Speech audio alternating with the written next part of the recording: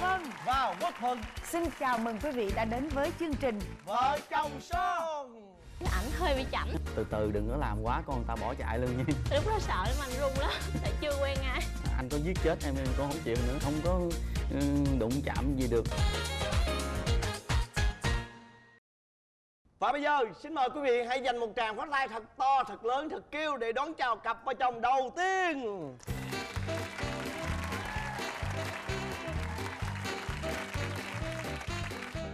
đố em chú rể giống ai? Chú rể hả? Đâu có thể nào tạo dáng chút xíu đâu chú rể.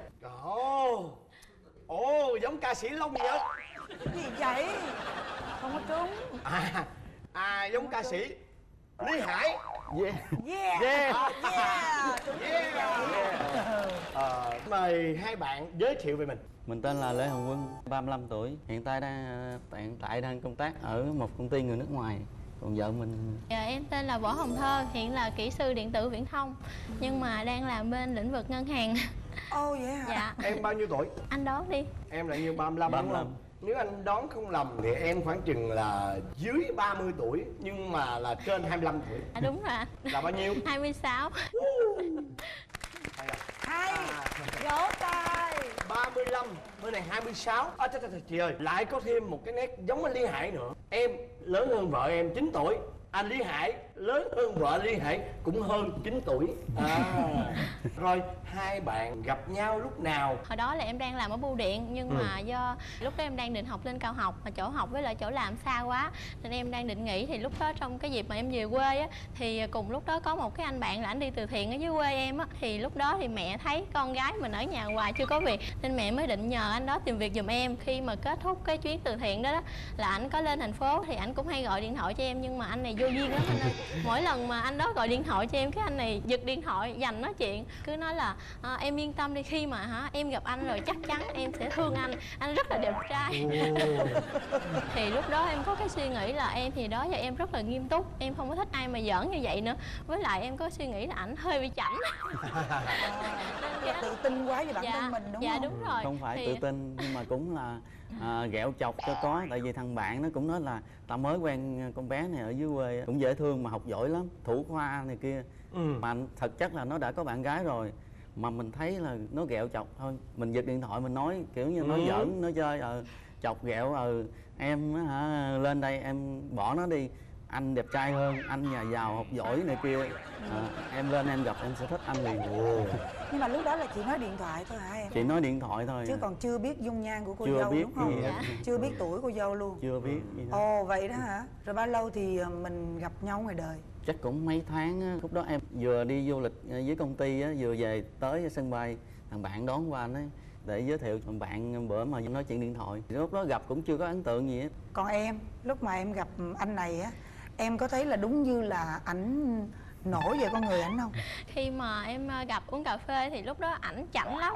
Ảnh ngồi đó mà ảnh cầm điện thoại, ông không có nhìn mặt ai hết. Em đã ghét mà còn ghét hơn nữa. Đã ghét ngay còn ghét hơn. Dạ đúng rồi. Một lúc em đào hoa lắm hả? Rất là đào hoa hết. Anh nói thật nha, Dạ. lúc đó là em có bao nhiêu người yêu? Đếm nhiều lắm, không thể nào đếm hết được.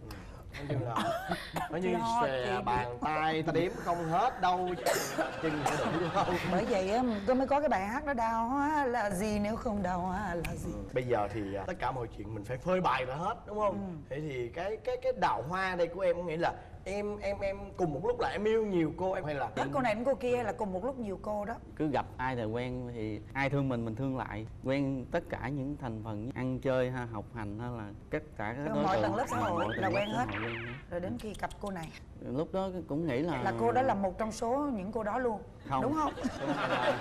Khác xa. bao lâu thì anh này mới để lại một ấn tượng đẹp trong mắt em? Sau đó thì em có nhờ cái anh bạn á chuyển đồ qua nhà phòng trọ giùm em, thì lại thêm một ấn tượng xấu nữa. Ảnh qua ảnh dọn phòng phụ cho em. Khi mà dọn xong rồi ảnh nằm dài trong phòng luôn.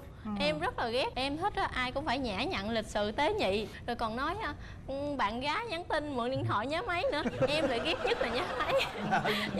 Em suy nghĩ trong bụng, ông này chắc lăng nhăng lắm, đào hoa dữ lắm đây. Rồi ghét thêm nữa. Rồi sau đó thì tự nhiên em lại nghe cái anh bạn của ảnh á là kể gia đình ảnh là ba mẹ già lắm rồi, mà bây giờ tội nghiệp lắm, ba ảnh đang bệnh rất là nặng. Rồi cái tâm nguyện của ba ảnh là muốn ảnh lập gia đình để lúc đó thì có thể tu chỉnh đàng hoàng hơn. Rồi lúc đó ba anh cũng yên yên tâm hơn về ảnh nữa. Với lại anh đó anh có nói là tội nghiệp thằng này nó cũng có hiếu lắm, nó cũng thương ba mẹ nó. Thì bắt đầu cái từ có hiếu á, em mới bắt đầu suy nghĩ. Tại vì em á, thì rất là thương người già, vì em cũng hay đi những cái chương trình từ thiện nữa. Em sau đó thì là bao lâu tụi em quyết định là cưới nhau? Cái lúc đó thì gia đình ảnh á là có đám giỗ, thì ảnh mới muốn là mời, kêu bạn của ảnh là mời em về đi đám giỗ. Thì mới đầu thì hồi đó giờ đặc biệt là chưa bao giờ em ghé nhà bạn, nhất là bạn trai. Mà không biết là lần đó chắc cũng một phần do duyên phận hay sao. Với lại em cũng thương hai bác nữa, nên nghe cái câu chuyện về gia đình ảnh á, thì em cũng muốn đến để thăm hai bác. Khi mà chở cô này về á, bất ngờ ở nhà thì cứ nghĩ là bạn gái, ở dưới quê thì cứ nghĩ là chắc về giới thiệu này kia. Cái khi mà đám giỗ xong rồi tàn cuộc, nhà mới xúm lại kêu bạn gái lên ngồi chơi. Cái lên ngồi tự nhiên nhà nói thôi, nếu mà hai đứa thương nhau rồi con về con nói lại với hai bác dưới, hai bác bước tới cưới. lúc đó em ứng xử làm sao? Lúc đó coi như toàn là tiền bối rồi. Nhìn ngang qua thấy cứng đơ cứng. Em có nói gì không? Lúc đó em không biết làm sao hết. Tiến thoái lưỡng nan. Dạ đúng rồi, tại vì á mình thương bác mình mới về, nhưng lúc đó em lại nghĩ là chắc gia đình đã biết em là bạn bình thường với ảnh rồi. Nhưng mà lúc đó cái câu trả lời của em là như thế nào? Em cứ im lặng, nói chung là em không Ai biết nói trả lời gì như thế nào. Dạ. Sao mà nói được. Đứng hình Dạ đúng rồi, đứng rồi. hình. Rồi lúc đó em sao?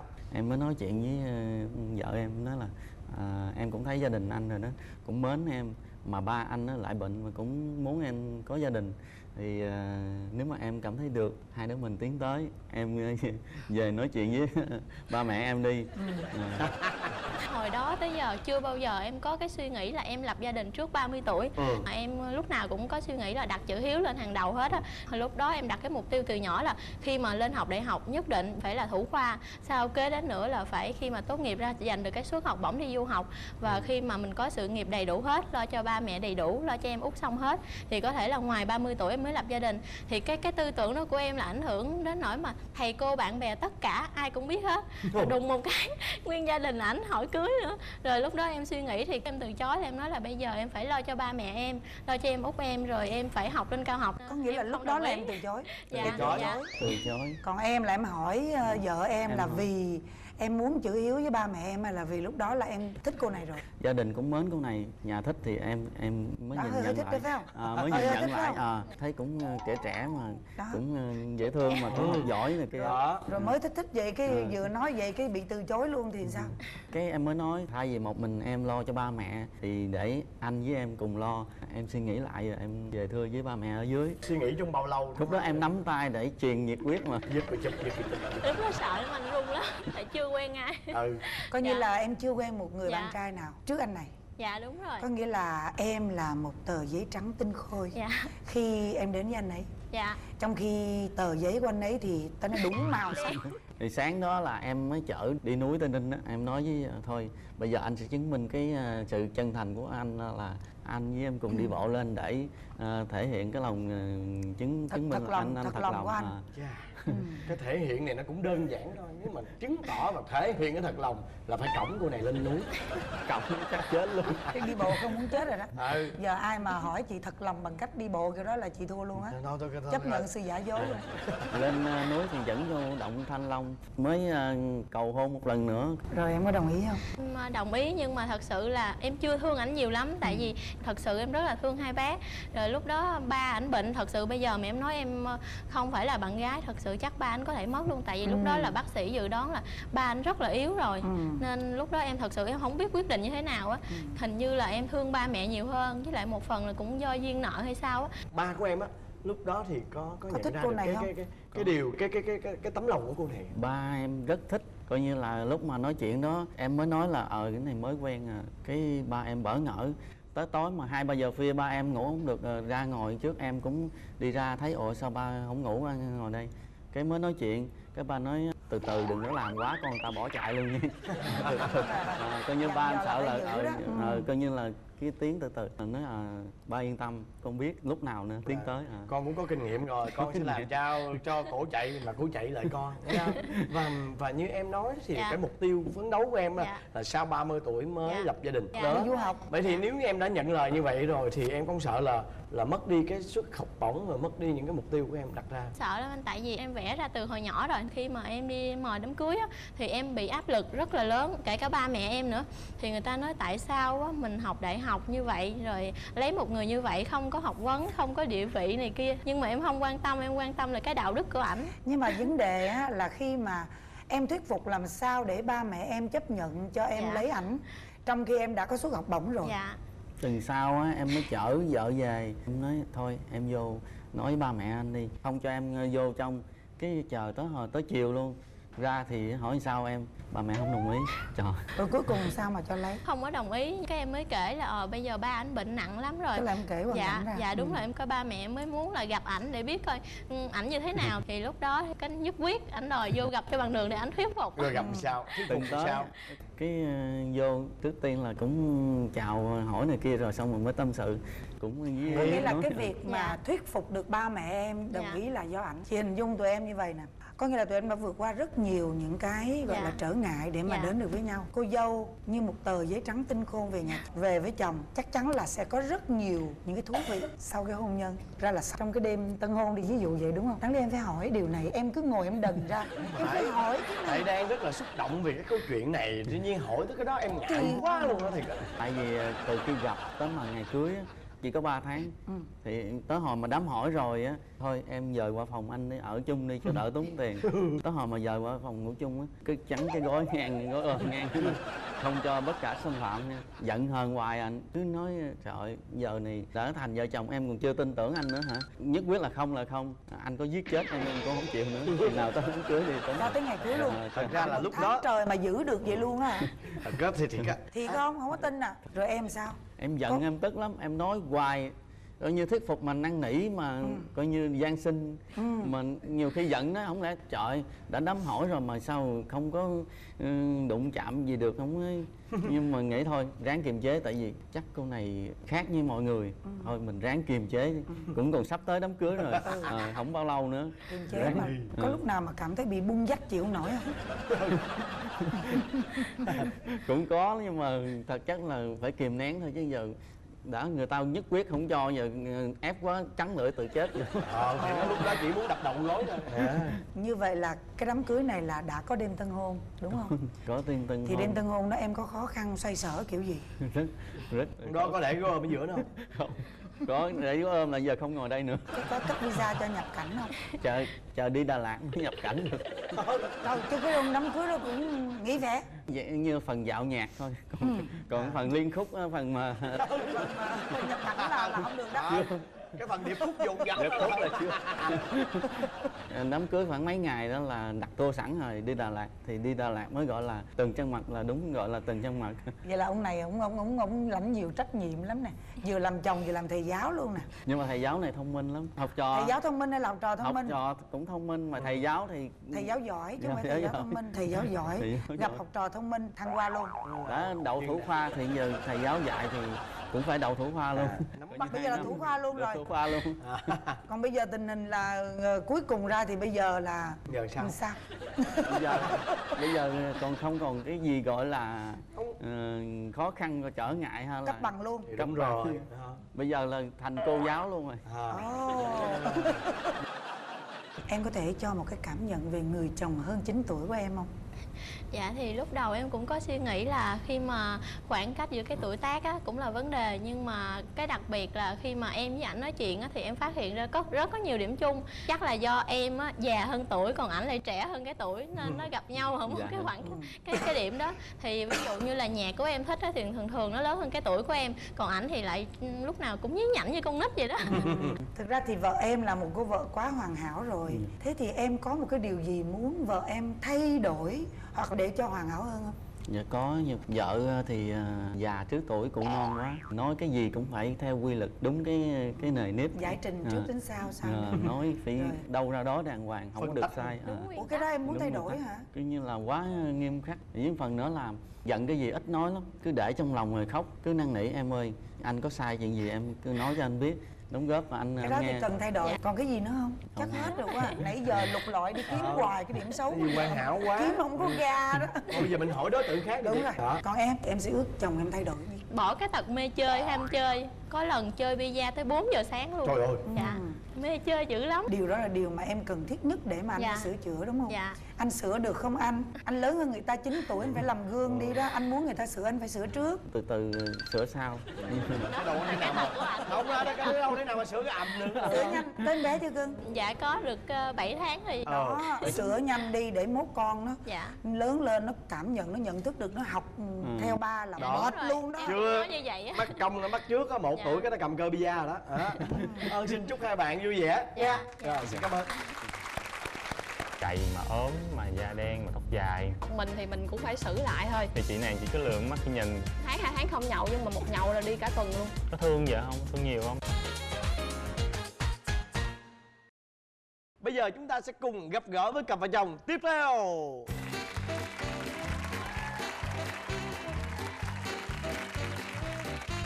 Ngồi đi cưng, ngồi đi. Xin chào hai bạn hãy giới thiệu về mình. Em tên là Nguyễn Thanh Long, năm nay em 26 tuổi, hiện tại là nhân viên ngành điện. Còn em? Dạ em tên là Hồng Ngân, em 27 tuổi, em là nhân viên của công ty xây dựng. Hai bạn quen nhau trong trường hợp nào? Quen từ hồi cấp 3, cùng học lớp luôn. Tụi em được xếp ngồi chung. Vợ em thì ngồi trước, em thì ngồi sau. Nhìn vợ em lúc đó thì hơi gầy mà ốm, mà da đen mà tóc dài. Nhìn thì tưởng là hiền nhưng mà chọc vô một cái thì sẽ hối hận không thể tiếp được. Đó, hối hận hả? Là sao? Dạ không có, tại vì em ngồi trước thì anh này thì ảnh không có nói chuyện nhiều, anh im ru nhưng mà em cứ tưởng là hiền lắm. Thì cái người ngồi kế bên là người đó hay phá em, mà không ngờ là hai người thông đồng để chọc em. Đó, cho nên mỗi lần chọc hay bị bút viết đồ thước kẻ rồi nó quăng xuống. Hoàng ném ra sao vậy đó? Dạ. Mà chắc mà ném gì là chắc chồng em hưởng hết đúng không? Dạ đúng rồi, tại ngồi ngay sau lưng em luôn. Rồi. Tức là ai cũng tưởng ngộ nhận người kia, tưởng người kia hiền, cuối cùng không ai hiền hết. Rồi đến khi nào tình yêu là Chưa lúc đó chưa có yêu Chưa, nhau. Dạ, học không chung có. thôi cưng, tại vì lớp 10 mà yêu nhau là bị đánh đó. biết em biết nhưng mà Đánh là đến khi nào thì hai bên Lúc đó là ghét nhau đúng không? Vẫn bị còn ghét. ghét nhau vô cùng. Dạ. Ghét tới năm mấy, lớp mấy thì bắt đầu hết ghét. Dạ không có ghét, tại vì ngồi trong lớp biết là con trai thế nào cũng chọc phá vậy thôi, cho mình cũng đâu có vừa đâu, mới là chọc mình thì mình cũng phải xử lại thôi. Đó là cứ liên tục cho đến hết lớp 12. Sau khi học tốt nghiệp cấp 3 thì cũng có mất liên lạc một thời gian, nhưng mà tụi em thì biết nick chat của nhau qua bạn bè rồi đó. Ủa có nghĩa là tụi em đi mỗi đứa đi một hướng Dạ, đúng rồi. ra trường đại đó. học Dạ, đúng không? dạ. Dạ đúng. Rồi nhưng mà vẫn là chat Vô với nhau. Facebook với nhau. Dạ. Dạ, mỗi ngày cứ nhắn tin rồi lên mạng cứ chat qua chat lại. Rồi bao lâu thì em thích cậu? Chắc khoảng nửa năm á. Rồi bên này trả lời sao? Thiệt tình là cũng đợi lâu lắm rồi. Thì có nghĩa là cũng có để ý và có cảm Dạ. tình với anh này đúng không? Dạ đúng. Ở trong thời gian yêu có chuyện gì vui không? Cái mối tình học trò nhiều cái kỳ cục lắm em. Anh này á, thật sự là cái tính ảnh rất là tốt với mọi người, đặc biệt là nữ mà chân yếu tay mềm, mà thấy mà người ta làm gì cũng được là nhiệt tình giúp lắm. Trong cái thời gian mà tụi em quen nhau á, thì tụi em cũng có đi làm chung với nhau nữa. Đó, mà làm chung chỗ bạn nữ khác á, có cần giúp đỡ thì lẹ lắm, nhưng mà tới người yêu của mình cần giúp đỡ thì đứng xa xa thôi. Dạ anh làm thì sợ người ta nói. Làm chung thì quản lý là nhắc nhở là này thiên vị người này thiên vị người kia. Hiểu rồi, hiểu Mà rồi. hỏi mà làm giúp người kia thì chị này chỉ có lượm mắt khi nhìn. Nói chung là thương người ngoài hơn đúng không? Dạ đúng. Tính nó dễ thương nha. Bao lâu thì em mới cầu hôn? 5 năm sau tụi em mới còn hôn. Wow. Rồi lấy nhau là tụi em lấy nhau được bao lâu? 2 năm rưỡi rồi. 2 năm rưỡi. Dạ. Yêu nhau 5 năm. Dạ. Giờ là 7 năm rưỡi là cận kề với nhau rồi. Dạ. Ủa vì Rồi, còn có sau nghĩa khi cưới có bất ngờ ở những cái tật xấu nào của chồng không? Chồng em thì rất là kỹ tính, nhiều khi làm mà kỹ quá đi, ví dụ về mà em xếp đồ áo đàn không đúng chỗ là thế nào cũng cằn nhằn suốt à. Rồi còn gì nữa không? Chồng em thì thực sự là rất là ít nhậu, nhưng mà một lần đi nhậu á, từ thứ 2, 3, 4, 5, 6, 7 có đi đều hết. Ví dụ 1 tháng 2 tháng không nhậu, nhưng mà một nhậu là đi cả tuần luôn. Lúc nào cũng có lý do để Tức đi nhậu hết. là Nhậu là người biết ta là tỷ. 1 tháng nhậu 5-6 lần, còn đây là 5-6 tháng nhậu 1 lần, mà lần nhậu bằng 5-6 tháng. Ngoài ra còn gì nữa không? Chắc hết. Hết Đó rồi, là chắc không? hết rồi, còn vợ thì sao? Em lười biếng, giặt đồ xong mẹ em mang lên cái nhờ vợ phơi đồ một cái là chồng có yêu vợ không, có thương vợ không, thương nhiều không thì phơi đồ giùm chồng, vợ luôn đi. Chật đầu trước luôn hả? Rồi cái gì nữa cưng? Mỗi lần em hỏi thì vợ em không trả lời. Em hỏi nhiều lần luôn cũng không thèm trả lời, mà không biết em không biết phải là cái câu hỏi em nó chưa tới lên não hay sao, cái em ra em hỏi hoài hồi nữa mới thấy trả lời. Ủa lý do gì mà Giờ tay đang suy nghĩ, tại nhiều khi mình suy nghĩ ra câu trả lời mà em không biết sai không trả lời lại được liền. sao em không nói rằng là anh ơi từ từ để em suy nghĩ? Chưa kịp nói từ từ nữa là nói làm gì người ta hỏi không trả lời, mốt hỏi nữa à. Thế bây giờ em mong muốn vợ em thay đổi thì em Em muốn vợ quan tâm chồng con nhiều hơn. Ủa em chưa quan tâm chồng con hả? Dạ không hẳn là không quan tâm, tại vì nhiều khi em có khuyết tật là về mà nghỉ ngơi hoặc là cầm lên cái Facebook liền. máy tính bảng làm sao là cứ lên Facebook cứ quẹt liên tục. Ồ vậy đó hả? Còn em? Dạ chồng em thì vẫn có chăm con, vẫn có phụ vợ rồi chăm sóc nhà cửa, nhưng mà khi mà đã mở máy tính mà mở truyện tranh lên hoặc là chơi game rồi cái là có vợ có kêu đến cỡ nào cũng không xuống. Vậy là hai tụi em cũng đồng thanh đồng thủ quá rồi. Cái người thiệt thòi duy nhất là con của hai em thôi. Dạ con đang chơi với bà nội chứ. Tóm lại Trời là ơi, con của mình chứ đâu phải con của ông bà đâu. Đúng tóm không? lại là em mong muốn chồng em thay đổi điều gì nhất? Em có nêu ý kiến gì á thì từ từ hãy nói khẳng định là sai hay đúng, tại vì mỗi lần mà em có nêu chồng ơi mình làm này nha, giờ rảnh quá à, là giờ nghĩ làm sao vậy, cứ mỗi lần em ra ý kiến là cứ bị như vậy. Tức là bớt phản bác ý kiến của em lại một chút, Dạ. đúng không? Chịu luôn luôn lắng nghe và luôn luôn thấu hiểu. Chứ đừng có luôn luôn lắng nghe mà lâu lâu mới hiểu. Đúng không? Các cái lỗi mà của tụi em nó là một cái điều mà tất cả các cặp vợ chồng đều có chứ. Mà cái mong muốn của hai người giống y như nhau thôi. Có nghĩa là quan tâm tới chồng một chút, tới con một chút, bên đây quan tâm tới vợ tới con một chút, bằng cách là bớt Facebook đi, bớt game đi. Bây giờ này dành cho nhau và dành cho con. Tại vì nói nghe nè, con là con của mình chứ không phải là con của ông bà nội hay là con của ông bà ngoại. Dạ. Cái nó cần tình cảm là cần tình cảm của mình, cho nên tụi em phải chịu khó dành thời gian gần gũi con mình nhiều hơn nữa. Khi các em làm được điều đó, tự nhiên các em sẽ cảm thấy gần gũi nhau hơn. Dạ. Chúc hai bạn hạnh phúc. Dạ. Rồi, cảm ơn em ạ.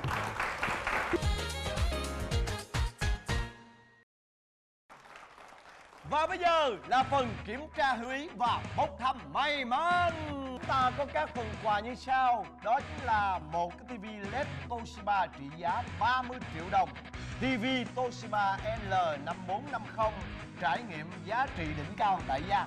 Và món quà thứ hai đó chính là một máy giặt cũng của Toshiba trị giá 13 triệu 990 ngàn đồng. Máy giặt AWDC 1700 WV, sức mạnh tối ưu, vận hành êm ái. Và món quà thứ ba đó chính là một bộ bếp ga âm kiến và một máy hút khói diệt khuẩn Kỳ qua thương hiệu có sự an toàn và chất lượng hàng đầu. Tổng giá trị sản phẩm này đó chính là 4 triệu 500 ngàn đồng do công ty Mekong tài trợ. Và món quà thứ tư đó chính là một món quà bé bé nho nhỏ đen thui thùi lùi, đó chính là miếng cước chịu nồi. Và bây giờ chúng ta sẽ trải qua phần kiểm tra hiểu ý. Mời các bạn đâu lưng lại. Đâu lưng lại, nhưng mà Nghe phải kỹ nhớ. câu hỏi nha. Vợ của bạn sợ nhất con gì? Yeah. Chị sợ nhất gì vậy? Chuột. Chuột hả? Nói liền luôn, con chuột. Mày muốn bắt chuột hả? Rồi, xong chưa? Xong chưa? Bây giờ cặp vợ chồng của Long sẽ mở trước. Vợ Long sợ con gì? Hãy ba quay ra.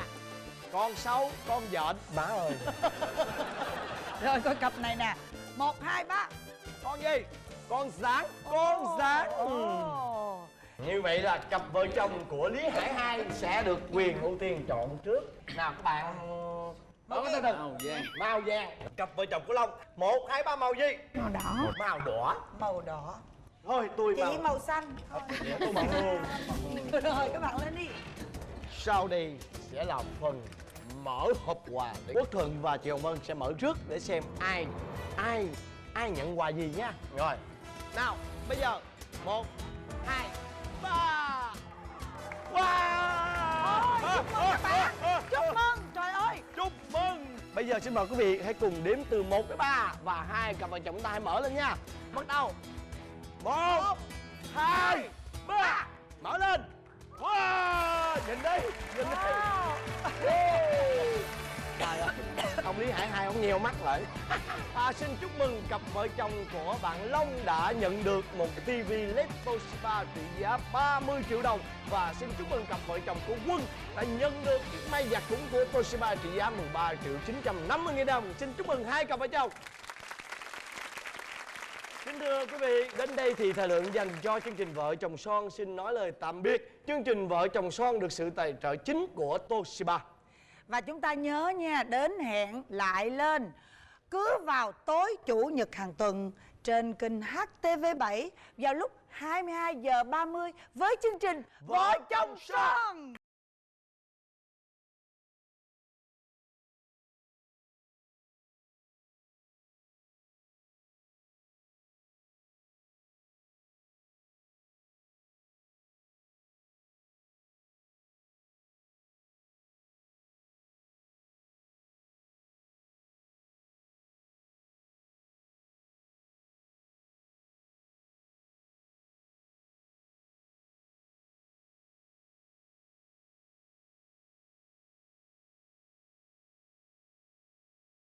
Đài truyền hình thành phố Hồ Chí Minh cùng công ty MCV hợp tác sản